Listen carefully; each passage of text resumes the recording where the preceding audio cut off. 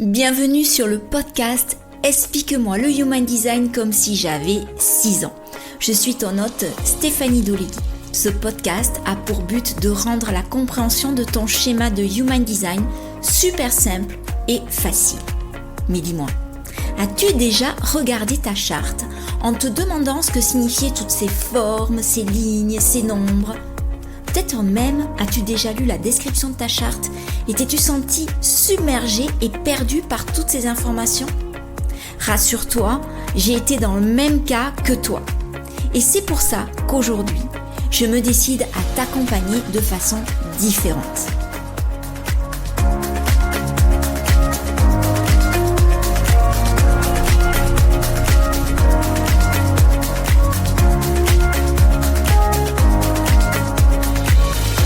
Bienvenue dans ce nouvel épisode où l'on va parler des centres en Human Design. Et avant d'entrer dans le vif du sujet, si je peux le dire comme ça, laisse-moi te rappeler certaines choses. Tout d'abord, quand j'ai conçu ce podcast, je l'ai voulu comme un cours.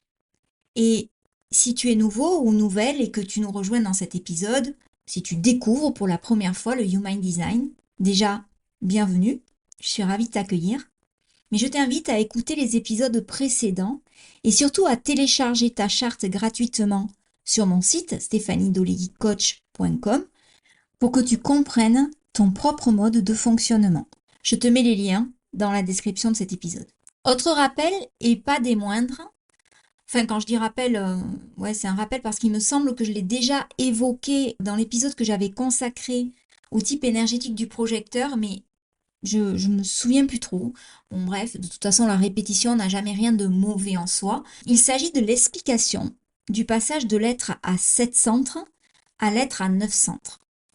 Ça me paraît hyper important de faire ce petit point sur l'évolution énergétique d'un point de vue historique. Déjà, moi personnellement, ça me passionne, ça me fascine, donc j'ai à cœur de te partager ça. Et j'espère que tu auras le même engouement, que tu partageras cet intérêt.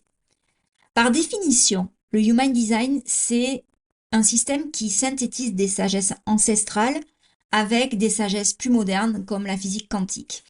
Dans les sagesses ancestrales, on s'entend avec la Kabbale, avec l'astrologie et notamment avec le système des chakras basé sur le système des sages brahmanes hindous. Et c'est sur ça qu'on va s'intéresser. Parce que le Human Design fait coïncider les centres énergétiques avec les chakras, mais comme tu peux le constater, on parle de 7 chakras, alors que dans le Human Design, on a 9 centres. Ceci a une explication. Moi j'ai vraiment à l'esprit, et j'aime bien le répéter sans arrêt, que le Human Design, c'est avant tout un outil de narration. Et qu'il s'inscrit véritablement, c'est comme ça que je le considère et que je le prends, moi, pour mon évolution personnelle, il s'inscrit dans un mouvement d'évolution de conscience. Et en ce sens, vers 1781, on a subi une transition au niveau de notre évolution énergétique. Et on est passé de 7 centres à 9 centres énergétiques.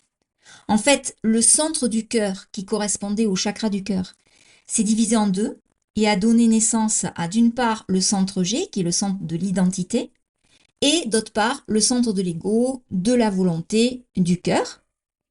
Et deuxièmement, le centre du plexus solaire, qui correspond au chakra du plexus solaire, s'est divisé lui aussi d'une part en centre splénique, qui correspond au centre complètement à gauche, au triangle qui est à gauche de ton schéma, et d'autre part le centre du plexus solaire qui est associé aux émotions et qui lui est à l'opposé du centre splénique dans le schéma, qui est le triangle représenté à droite de ton schéma. Donc, cette date, elle marque la première étape de notre grande évolution.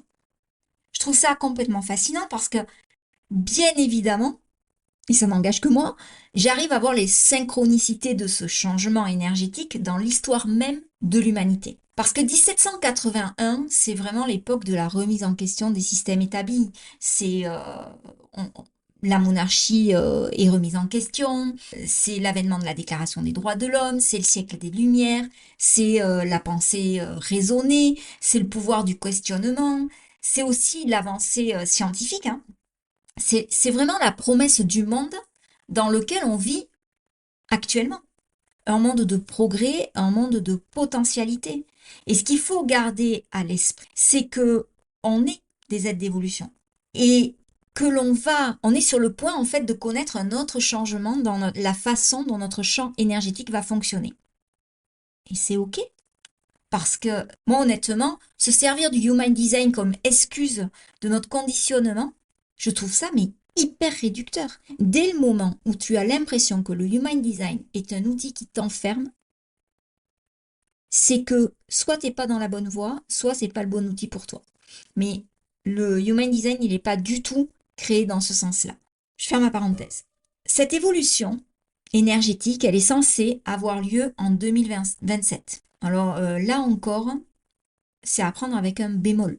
Parce que enfin, c'est ma façon de voir les choses, ça engage que moi, c'est ma vision à travers mes propres lunettes. Hein. Mais cette date, elle est donnée qu'à titre indicatif. Tout comme 2000 devait être la fin du monde. Comme, enfin voilà, il y a des dates qui ont été annoncées comme ça et qui finalement ne correspondent pas à ce qui a été annoncé. Mais en revanche, bon, voilà, la Terre, elle va pas s'ouvrir en 2027. Enfin, je pense pas. On va pas s'écraser au sol. Enfin, il va pas y avoir. Bon, je sais pas. Je suis pas devin. Mais en revanche, je pense véritablement que ce changement, il a déjà débuté et il s'inscrit dans une mouvance de la révélation, par exemple, de la physique quantique. Il est né avec la révolution scientifique, avec ce questionnement incessant de l'homme sur sa condition et sur sa mission sur Terre. Il y a depuis des décennies une réelle quête identitaire, une remise en question du pourquoi on est là, comment ça se fait qu'on se soit incarné. Et récemment, en fait, la période du Covid, je trouve qu'elle a marqué vraiment cette évolution de conscience, ce besoin de comprendre au-delà ben, voilà, de vivre nos vies tranquilles, boulot, métro, dodo. On ne se contente plus de ça, quoi. Donc, l'homme aujourd'hui, il commence à trouver de nouvelles réponses à son questionnement. Hein. Et comme il trouve des réponses à ce questionnement, le champ énergétique va changer en lui amenant les réponses à ces questions. Et je trouve ça vraiment fascinant parce que, et ça me paraissait important de partager ça, parce que on est en train de vivre une époque énergétique très dense.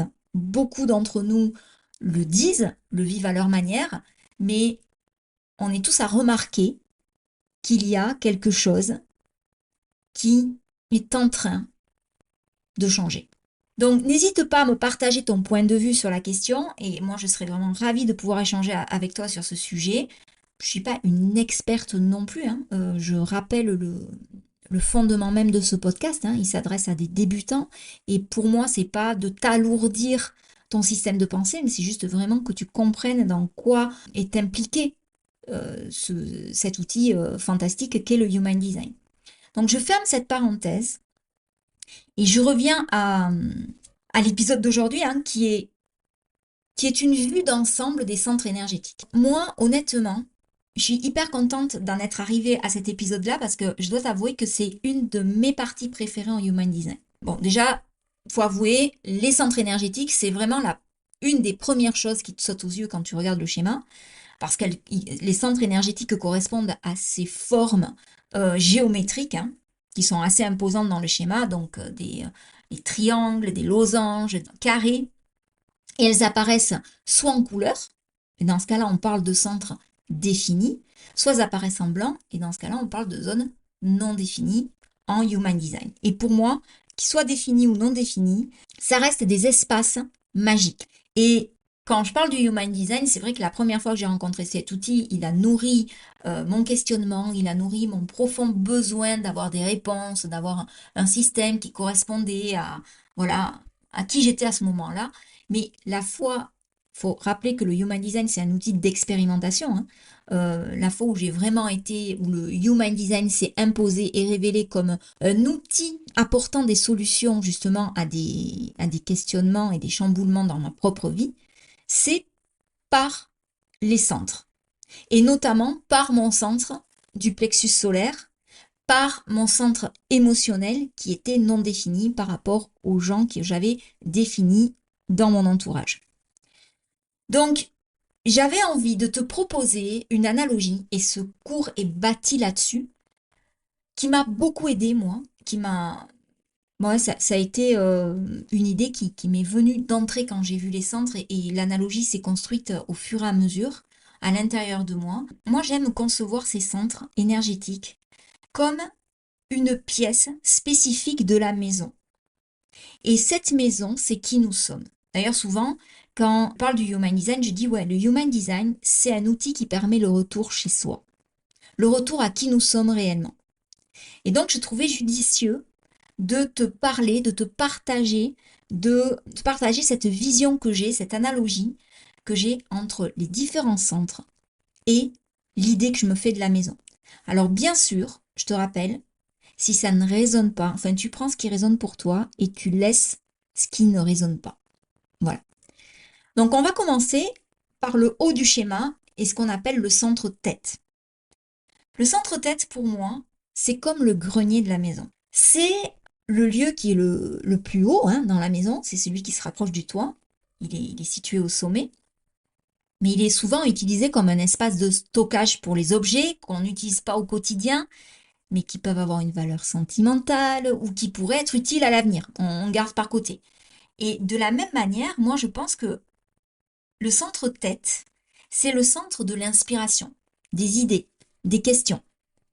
Donc c'est un espace où peuvent être stockées nos pensées abstraites, nos interrogations, pas toujours utilisées de manière directe ou immédiate, mais des questionnements qui peuvent influencer notre manière de percevoir le monde et d'interagir avec lui, par exemple.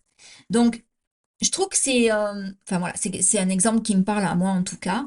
Et dans beaucoup de maisons, notamment les anciennes maisons, le grenier, c'est également un espace qui peut être chargé, qui peut être encombré, qui peut nécessiter un tri, un nettoyage pour justement rester fonctionnel et utile. Et moi, en fait, l'image qui m'est apparue, c'est que quand un grenier est encombré, de la même façon, le centre-tête, il peut devenir encombré de trop de pensées, d'inspiration, de trop de questions non résolues. Et ça peut appeler en fait de la confusion, de l'indécision, un marasme où on a du mal en fait à sortir. Et du coup, souvent, quand on sort du grenier, on ressort, on a au moins une toile d'araignée sur la tête et on en sort parce que voilà, on y repartira plus tard, mais c'est toujours la dernière pièce qu'on décide de nettoyer dans une maison, le grenier. Voilà. Et pourtant, le grenier, c'est un espace au potentiel créatif énorme, parce que justement, c'est lui aussi qui peut nous rallier à tout ce qu'on appelle nos lignées, notre transgénérationnel. C'est ce qui nous relie à nos souvenirs, alors des souvenirs qui viennent de l'intérieur, hein, de notre propre famille, ou des souvenirs qui ont été amassés là au fil du temps et qui nous rappellent des expériences de vie de personnes qu'on n'a même pas connues et qui peuvent rappeler un centre-tête et qui est tourné vers l'extérieur. Le centre Ajna, pour moi, il fonctionne comme le bureau de la maison. C'est l'espace en fait où c'est un espace de réflexion, d'organisation, de planification. C'est là où on va traiter les informations, où on va réfléchir aux stratégies qu'on va mettre en place. Et ça fonctionne véritablement. Enfin, c'est là où, en général, on entrepose nos archives, nos dossiers importants et notre ordinateur. Hein. Et de la même manière, l'ajna, dans le système du Human Design, c'est le centre de la pensée, de la rationalité. C'est, c'est lui, il fonctionne en fait comme un bureau mental. Les idées qui proviennent de la tête sont analysées, elles sont structurées, et ça constitue vraiment la base de la réflexion et de la logique. Donc, quand un bureau est bien organisé, ben forcément, ça va faciliter une meilleure productivité. Et l'ajna, si c'est un ajna qui est en bonne santé, qui est équilibré, qui n'est pas dans le non-soi, hein, il va permettre une pensée claire. Il va avoir cette capacité à traiter les informations de manière très très efficace. Le bureau aussi, c'est un lieu où on peut se concentrer loin des distractions extérieures. On peut se couper un peu. Et ça permet une concentration mentale. Et c'est vraiment la fonction de l'ajna. L'analogie que j'en fais entre le bureau et le centre de l'ajna, c'est vraiment cet espace de traitement intellectuel, de filtre à penser et de réorganisation des idées en quelque chose de cohérent. Le centre de la gorge, donc troisième centre en partant d'en haut, moi je le considère comme le hall d'entrée de la maison, l'entrée principale. En fait, c'est le point de passage entre l'intérieur et l'extérieur. C'est un espace où on accueille les gens et où on a les premières impressions sur les gens qu'on accueille. En fait, ça sert de lien entre le monde privé qui représente notre intérieur, notre être intérieur qui est notre maison, et le monde extérieur. Et de la même manière, le centre-gorge en Human Design, c'est le centre de la communication et de l'action. Il agit comme un passage qui transforme en fait les pensées, les émotions, les idées en expressions concrètes telles que la parole, l'écriture ou encore d'autres formes de mise en action, de mise en œuvre. Je vais aller encore plus loin dans mon exemple où, en fait, dans le hall d'entrée, on se sert souvent du hall d'entrée pour s'habiller ou se déshabiller. On met les vêtements, on se chausse, on se déchausse, voilà, c'est là où se passe tout ça. Et le centre de la gorge, il prépare nos idées internes, les idées que l'on a à l'intérieur de soi, à être partagées avec le monde extérieur. Et c'est aussi dans ce centre-là que on va se permettre d'habiller nos pensées, d'habiller nos sentiments dans le sens de les mettre bien en place, de les enjoliver, je ne sais pas si c'est le bon mot, mais pour en fait de s'arranger à ce qu'elles soient correctement communiquées, qu'elles soient communiquées de manière compréhensible et acceptable par le plus grand nombre, au niveau de l'extérieur, ce qu'on a besoin d'exprimer. Puis, le hall d'entrée aussi, ça organise le mouvement des personnes. Ça, quand on a une entrée dans la maison, c'est le lieu où l'on dirige on dirige les invités dans les différentes parties de la maison. Voilà, je t'invite à faire un pas et aller dans la cuisine, ou je t'invite à aller dans le salon. Et de même façon analogique, hein, le centre de la gorge, il dirige le flux de nos énergies internes vers l'expression externe. Donc, c'est vraiment le centre qui détermine comment, quand, où nos pensées et nos sentiments vont être exprimés. Et d'ailleurs, un hall d'entrée qui est accueillant, qui est bien aménagé, qui est spacieux, ben, automatiquement, il va favoriser une transition douce, une bonne impression, toujours top. Voilà. Et de la même façon, un centre-gorge qui va s'exprimer de façon claire, de façon efficace, il va faciliter le passage de nos messages. Voilà, et il va créer une première impression, enfin une meilleure impression, si la communication s'avère être claire. Voilà.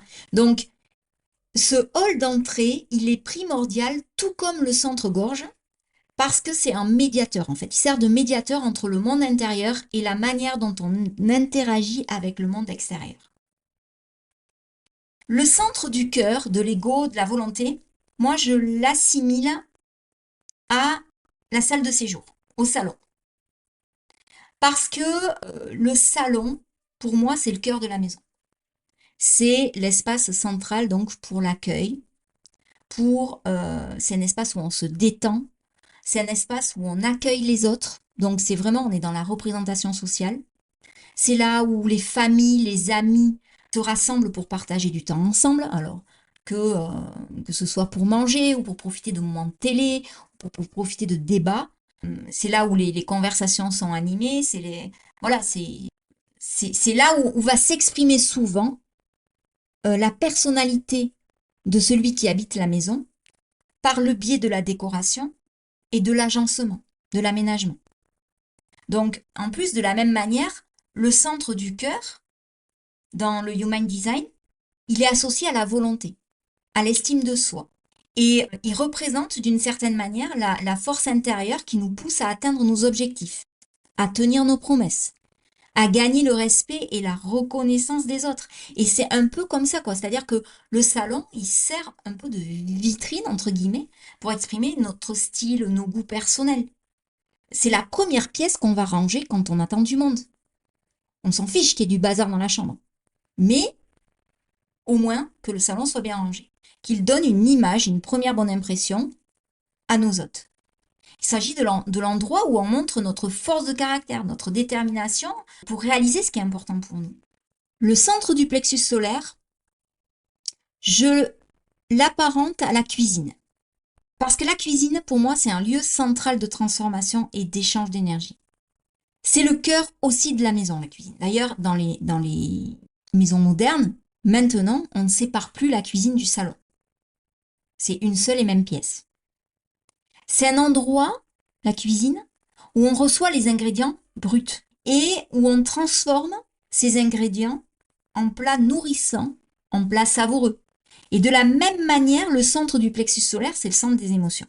C'est le centre des sentiments.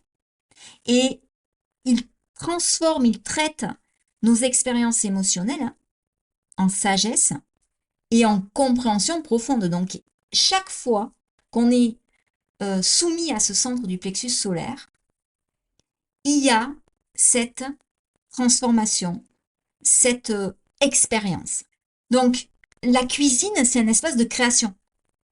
Et les recettes, elles peuvent varier en fonction de nos goûts, en fonction de nos besoins du moment. Mais c'est un endroit où l'expérimentation est vraiment au sommet de tout. C'est-à-dire que on rajoute un peu de sel, on rajoute un peu de poivre. Il y en a certains qui vont cuisiner les pâtes d'une certaine façon, qui vont mettre du beurre, d'autres qui vont mettre de la crème fraîche. C'est un endroit où l'on expérimente et où l'on transforme les ingrédients bruts en quelque chose d'hyper créatif en fonction de qui on est. Donc, la cuisine, ça permet à la gamme d'émotions de se manifester, d'être ressentie, d'être exprimée.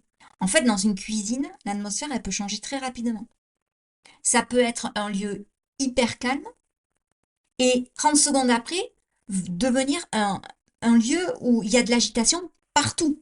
Et c'est la même chose dans le centre du plexus solaire en Human Design, c'est-à-dire que il va y avoir des hauts, des bas, il va y avoir ce qu'on appelle les vagues, les cycles. C'est fluctuant. Et la cuisine, c'est aussi un lieu de partage, de convivialité. Les gens, ils se réunissent, ils mangent, ils communiquent. C'est la même façon. Ce qu'on peut comparer avec le plexus solaire, c'est que le plexus solaire, il joue un rôle clé dans la manière dont on interagit avec les autres sur le plan émotionnel. La façon dont on influence nos relations et la façon enfin, comment on connecte avec les autres de façon authentique. On peut pas tricher en cuisine, c'est pas bon. Et on peut pas tricher avec nos émotions. Et si une cuisine, elle est bien organisée, elle est bien gérée, bah forcément, ça va faciliter la préparation des repas. Ça va favoriser le bien-être de tous ceux qui y mangent et voilà. En ce qui concerne le centre sacral, donc qui est un centre hyper important, moi d'entrée, le centre sacral, je ne l'ai pas défini. Donc automatiquement, la pièce qui, pour moi, correspondrait le plus au centre sacral, c'est la salle de sport à la maison. Tout le monde n'a pas une salle de sport à la maison, mais l'analogie est pour moi parlante parce que on fournit l'énergie vitale. C'est la source de l'énergie de vie, le centre sacral. Donc, la salle de sport, quand on fait une salle de sport à la maison, qu'on dédie une salle entière à l'entraînement physique, c'est un lieu où on puise dans notre énergie. C'est un lieu qui est hyper important parce que c'est là où on va gagner en endurance, où on va stimuler, on va revitaliser le corps, on va activer l'énergie. Et ça va nous permettre, en faisant du sport, de nous sentir plus vivants, de nous sentir plus dynamiques. Et le centre sacral, il contribue à aller chercher cette énergie-là. Et lorsqu'il est utilisé de manière correcte, le centre sacral, il nous remplit d'énergie et de motivation. Là, je pense aux énergies génératives, hein, que sont les générateurs et les manifesting générateurs. S'ils ne varient pas les exercices, ben ils ne trouvent pas leur compte. Et s'ils ne prennent pas de repos entre les exercices, ils ne trouvent pas leur compte non plus.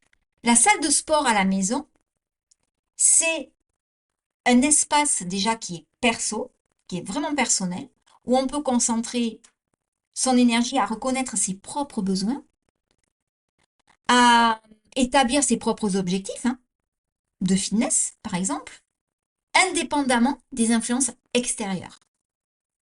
Et c'est ça qui est marrant, c'est que le centre sacral, de façon similaire, il doit être guidé par une réponse interne qui est correcte à celui qui porte cette énergie et pas forcément se laisser influencer par les énergies extérieures. Le centre splénique, pour moi, est associé à la salle de bain. Parce que le centre splénique, c'est le vieux centre. C'est celui qui correspond à nos peurs primaires, à notre instinct de survie. Et je trouvais que c'était intéressant parce que dans la salle de bain, c'est vraiment l'endroit où on se purifie, on se régénère, on nettoie notre corps, on prend du temps pour nous, on se détend. C'est l'endroit où finalement on se renouvelle. On sort de la salle de bain en général régénéré. C'est vraiment un espace qui est dédié à l'hygiène personnelle, qui est dédié à la relaxation, prendre un bon bain.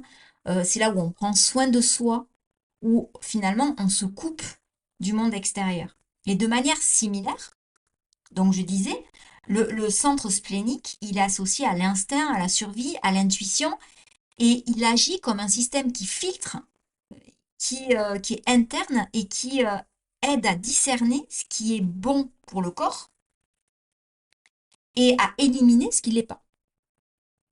Donc c'est vraiment, c'est comme la salle de bain en fait. Quand vous vous lavez, vous vous débarrassez des impuretés pour maintenir une hygiène, une santé physique. euh, voilà, nous en tant que femmes, on a des rituels de démaquillage, qui, des protocoles quand même, si on veut avoir une peau saine, qu'il faut respecter. Et, et le centre splénique, c'est pareil. Et je rajouterais même que dans la salle de bain, on est souvent confronté à notre propre réflexion dans le miroir. Et ça nous offre l'opportunité de nous voir clairement et de prendre conscience réellement de notre état à la fois physique et émotionnel. Et de la même façon, le centre splénique qui nous permet de réfléchir sur notre état intérieur, et c'est lui qui nous fournit des avertissements instinctifs pour nous dire eh oh, attention là, le corps est pas c'est pas top, fais gaffe. En ce qui concerne le centre G, le centre G, qui est le centre de l'identité, je l'associe au jardin, à la cour intérieure. C'est un espace qui se trouve au cœur de la propriété en général, quand on habite une maison en campagne. C'est un lieu qui offre un lieu de calme, de réflexion. C'est un endroit où on peut se connecter à la nature, se recentrer, trouver la paix intérieure. Et de la même façon, le centre G en Human Design, c'est considéré comme le siège de l'identité, le siège de l'amour et de la direction dans la vie. Donc, il représente notre essence intérieure, hein, notre boussole intérieure, et il nous guide vers notre véritable chemin en nous aidant à rester alignés avec qui on est. D'accord? Et si le jardin à la maison il est bien entretenu, il offre un lieu de beauté, d'harmonie. Et de la même façon, le centre G, s'il est bien équilibré, ben, il reflète une identité stable, une réelle direction. Voilà. Et il nous permet de rester fidèle à qui on est. Autre chose, le jardin, pour moi, c'est un espace de croissance. C'est un espace aussi où l'été, les gens viennent et partagent des choses.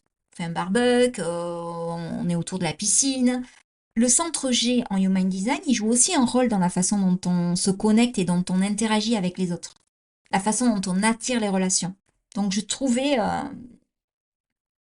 en fait, cette analogie, elle souligne la nécessité de cultiver notre jardin intérieur, hein, pour prendre soin de notre essence et de suivre notre boussole intérieure pour vivre une vie plus authentique et plus épanouie. Pour finir, le centre racine, pour moi, c'est le sous-sol. Et le sous-sol ou la fondation.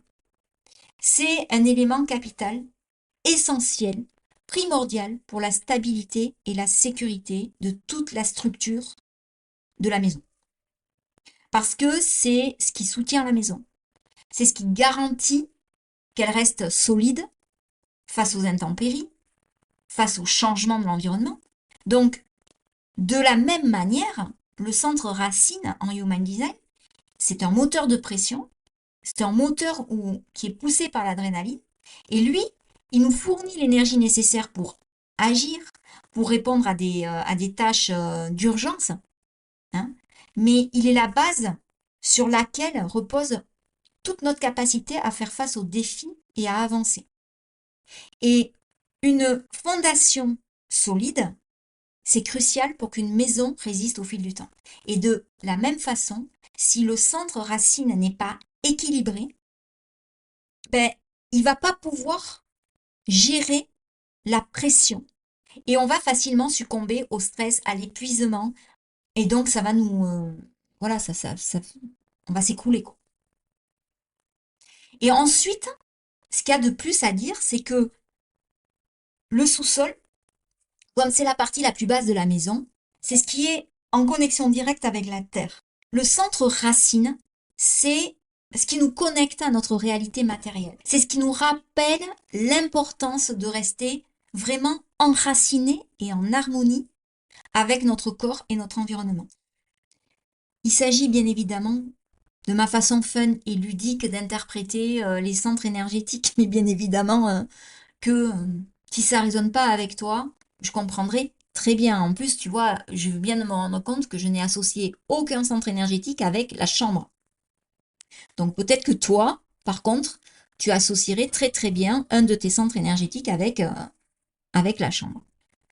Si tu veux en savoir plus sur ton propre fonctionnement, sur ton unique fonctionnement, puisque le Human Design, c'est vraiment la différenciation, tu peux commander ton manuel personnalisé, ultra complet, et qui s'avère être pour moi la première approche très enrichissante pour quelqu'un qui débute en Human Design. Et si tu veux aller encore plus loin, tu peux réserver une séance avec moi. Tout est sur mon site stéphaniedoleguicoach.com. C'est comme ça que s'achève cet épisode. J'espère qu'il t'a plu. Si c'est le cas, n'hésite pas à laisser un commentaire ou à m'envoyer ton retour par message. Je te souhaite une excellente semaine.